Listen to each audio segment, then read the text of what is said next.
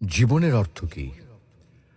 আপনার জন্ম হয়েছিল বস্ত্রহীনতার মধ্যে দিয়ে এবং আপনার মৃত্যু হবে বস্ত্রহীনতার মধ্যে দিয়ে।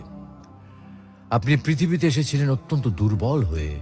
এত দুর্বল ছিলেন যে মার সাহায্য ছাড়া খাবারটুকু মুখে নিতে পারতেন না।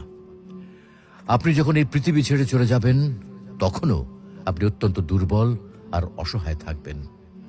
তখন আপনার কাফনের কাপড়টুকু আপনি নিজে পরতে পারবেন না, আরেকজন আপনাকে তা পরিয়ে দেবে। যখন আপনি এই পৃথিবীতে এসেছিলেন, তখন আপনার অর্থ সম্পদ কিছুই ছিল না। যখন আপনি এই পৃথিবী ছেড়ে চলে যাবেন, তখনও আপনার অর্থ সম্পদ কিছুই থাকবে না। আপনাকে প্রথম গোছল যেমন অন্য কেউ দিয়েছিল, তেমনি আপনার শেষ গোছলও অন্য কেউ দেবে।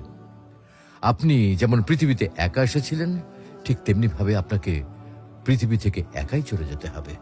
আপনার সঙ্গে